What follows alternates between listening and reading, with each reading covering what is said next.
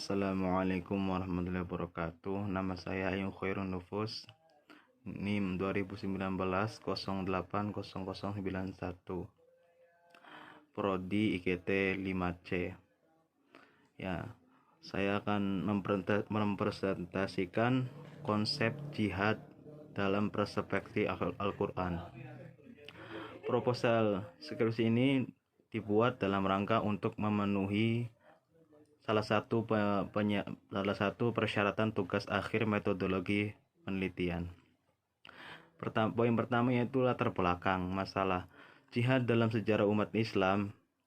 Sejak masa awal sering digunakan untuk memperjuangkan atas nama agama. Pembahasan mengenai jihad juga biasanya mendapat porsi yang cukup dan dibahas dalam bab tersendiri. Makna dominan yang dapat kita temukan adalah mengacu pada kekuatan militeristik. Hal yang sama juga dapat ditemukan dalam kitab-kitab fikih klasik yang membahas tentang jihad. Hanya saja beberapa kalangan tidak melihat bahwa ditemukan juga sejumlah ulama yang berargumentasi bahwa jihad harus dipahami dalam pengertian moral dan spiritual dan bukan semata-mata dalam pengertian militer. Mujahid yang mampu bersabar dan tegar dalam menghadapi gelombang penderitaan dituntut untuk menanamkan dalam dirinya sifat mengutamakan orang lain dan pengorbanan serta menyucikan dirinya dari masing-masing sifat tercela. Di antaranya menyebutkan tentang besarnya pahala jihad yang disediakan dan dianjurkan bagi pejuang muslim di jalan Allah. Jihad tidak hanya diperuntukkan bagi orang-orang yang terbunuh di medan pertempuran. Bahkan ia mencakup semua orang yang berpikir tentang Islam dan memenangkan agama Allah Subhanahu wa taala dengan jiwa dan hartanya dan anak-anaknya. Orang yang melakukan tersebut dapat menyandang predikat sebagai mujahid. Dilaksanakan tanpa modal. Karena itu jihad mesti disesuaikan dengan modal yang dimiliki dan tujuan yang ingin dicapai.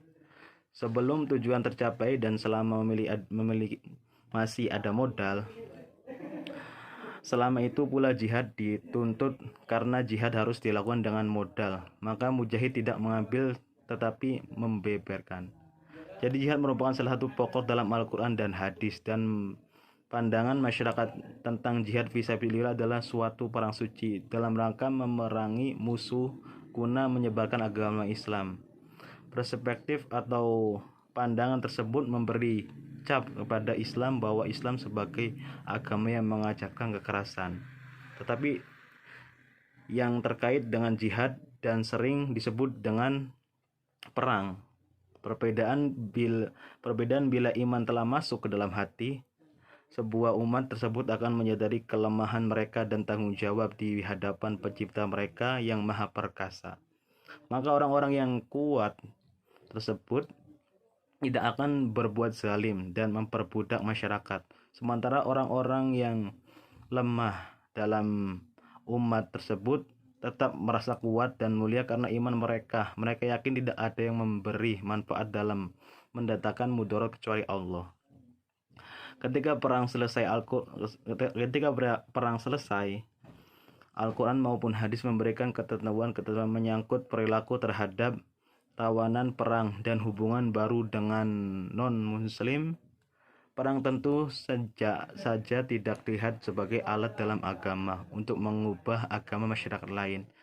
Berdasarkan latar belakang di atas, maka saya tertarik untuk mengkaji hal tersebut dalam bentuk proposal skripsi dengan judul Konsep Jihad dalam Perspektif Al-Quran.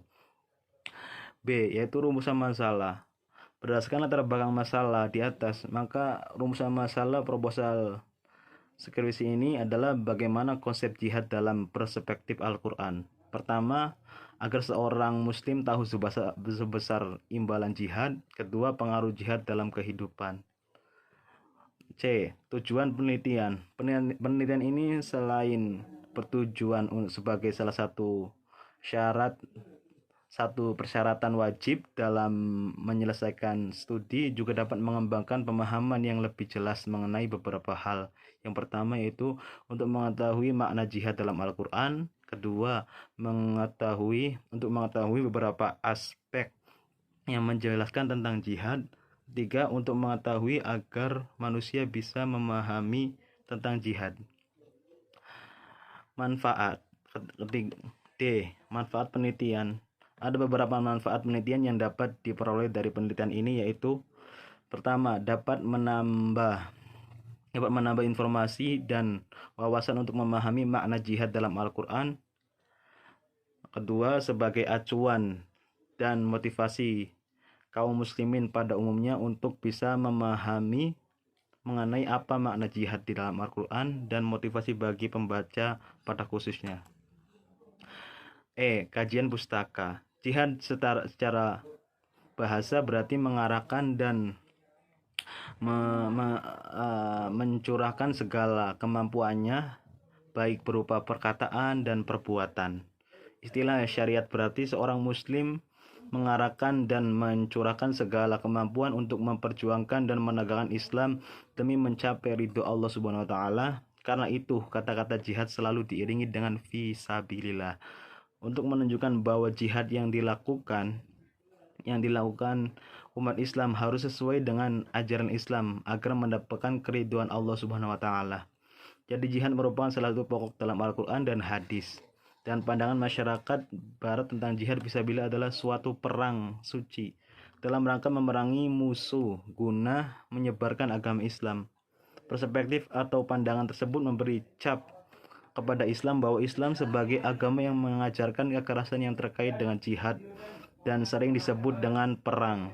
Ulama dan para pemikir muslim terlibat dalam berbicara tentang jihad dalam Al-Quran. Jihad dalam Al-Quran dalam arti perjuangan bahwa sejak awal Islam di Mekah, sedangkan Nabi Muhammad SAW memperkenalkan jihad dalam pengertian yang lebih luas dalam perjanjian Islam Piagam Madinah yang disebut setelah Nabi hijrah ke kota Madinah, yang mengatur kehidupan sosial politik kaum muslim dan non-muslim yang menerima Nabi sebagai pemimpi.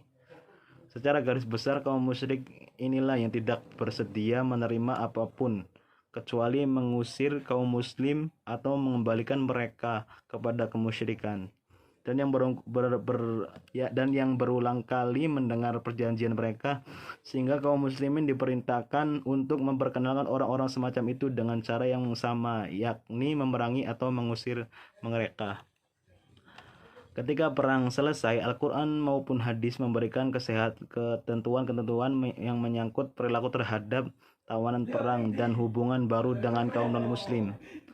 Dengan demikian, batasan-batasan yang telah dilakukan, maka dengan adanya perjanjian damai untuk jangka waktu yang terbatas atau tidak terbatas, dan keadaan di mana beberapa anggota atau musuh bisa masuk ke dalam negeri muslim untuk tujuan khusus dengan syarat membahayakan keamanan. Adapun jihad melalui perang dan lainnya terhadap orang-orang kafir adalah dalam rangka menekankan dan memaksa mereka, satu, membawa mereka kepada agama Allah. Orang-orang yang kuat mengiringi orang-orang yang lemah dengan cambuk perbudakan agar orang-orang lemah itu berjalan pada rel yang telah mereka gariskan berdasarkan kemauan hawa nafsunya masing-masing.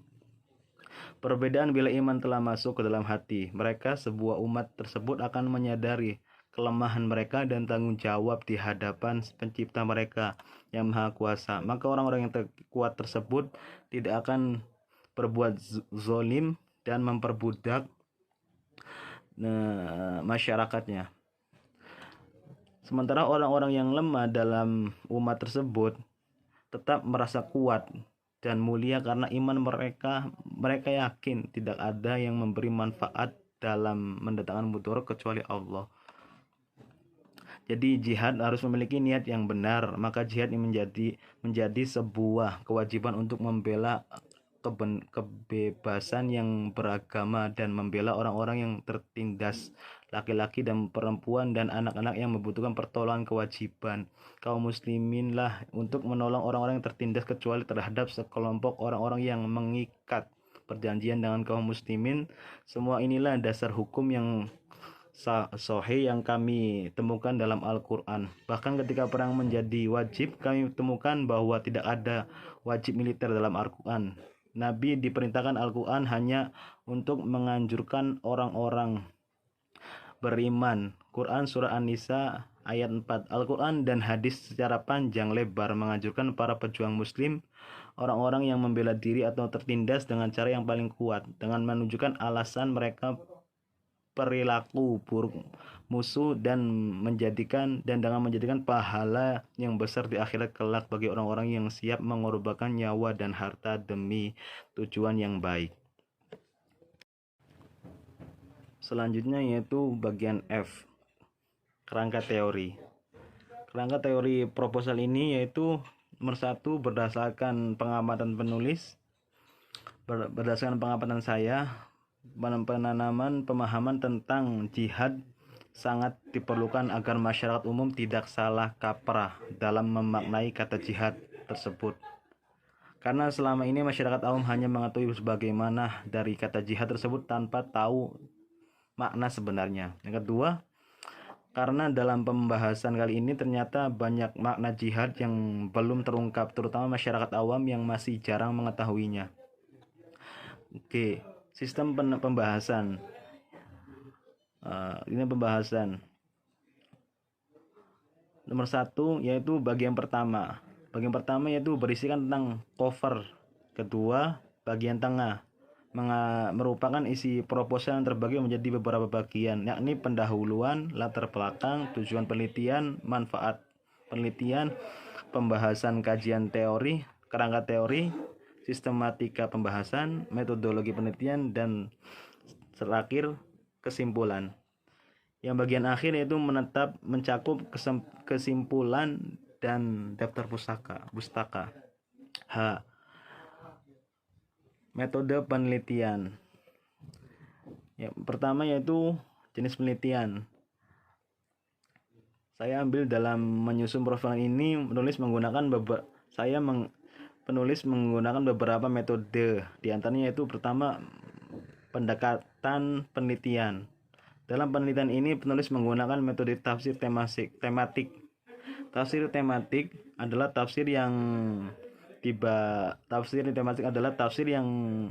menitik beratkan pembahasan pada masalah-masalah tertentu yang dibahas secara tuntas dan menyeluruh. Pendekatan tematik yaitu suatu metode untuk mencari jawaban Al-Quran tentang suatu masalah tertentu, dalam hal ini tentang jihad, lalu menganalisinya lewat ilmu-ilmu bantu yang relevan, lalu melahirkan konsep-konsep yang utuh. Kedua itu sumber data.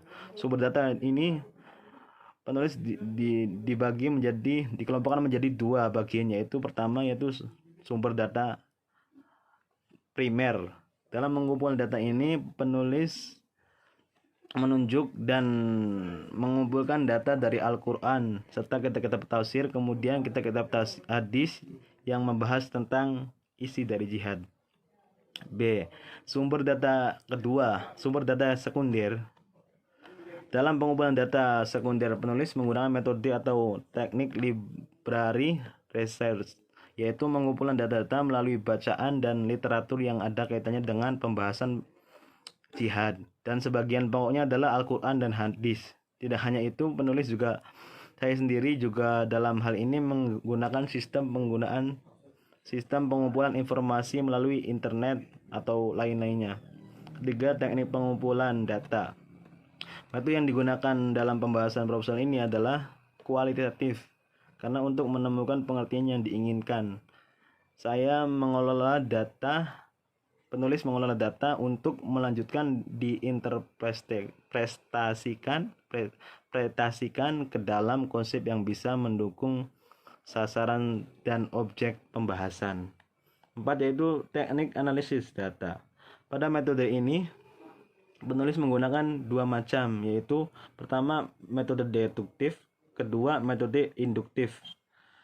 Ya, pertama yaitu metode deduktif, yaitu metode yang digunakan untuk menyajikan bahan atau teori yang sifatnya umum untuk kemudian diuraikan dan diterapkan secara khusus dan terperinci. Kedua, metode induktif, yaitu metode analisis yang berangkat dari fakta-fakta yang khusus lalu ditarik suatu kesimpulan yang bersifat umum. Terakhir yaitu penutupan. Kesimpulannya yaitu dari proposal ini, berdasarkan pembahasan pada bab sebelumnya, maka dapat disimpulkan beberapa hal sebagai berikut. Yang pertama yaitu pengertian jihad. Jihad merupakan suatu kewajiban yang pasti dan berlaku hingga hari kiamat, karena tidak ada setelah Nabi Muhammad SAW wafat setiap hukum Islam yang diterapkan dalam Al-Quran dan Sunnah, maka relevansinya akan berlaku hingga hari kiamat. Termasuk persoalan yang disepakati oleh umat Islam adalah bahwa perintah, larangan, dan hukum-hukum yang ditetapkan Al-Quran tidak memiliki batas waktu, baik hukum yang menyangkut dengan ibadah. Kedua yaitu jihad, yang berarti jihad di jalan Allah. Kata jihad yang mengandung pengertian berjuang di jalan Allah lillahi ta'ala dan berjuang secara total yang meliputi seluruh aspek kehidupan, termasuk di dalamnya perang fisik atau mengangkat senjata terhadap para pembangkang atau terhadap musuh. Terakhir yaitu pengaruh jihad dalam kehidupan, yaitu seluruh umat Islam perlu meninggalkan jihad, mengubah keadaan menjadi lebih baik untuk umat Islam seluruhnya. Jihad yang ikhlas adalah bukti cinta kepada keteguhan iman dan kesungguhan merealisasikannya tanggung jawab sebagai muslim. Jihad dalam Islam meliputi segala usaha dan berjuang menjurus kepada tegangan kepada agama Allah Subhanahu wa taala supaya dapat diamalkan secara terbuka tanpa dihalang. Jihad tidak terhalang berperang di medan perang, tapi merangkum segala aktivitas dalam kehidupan umat Islam. Dan terima kasih presentasi proposal yang berjudul Konsep Jihad dalam Perspektif Al-Quran. Kurang lebihnya mohon maaf yang sebesar-besarnya apabila proposalnya kurang memenuhi syarat. Wallahul muwafiq ila aqwamit thoriq. Wassalamualaikum warahmatullahi wabarakatuh.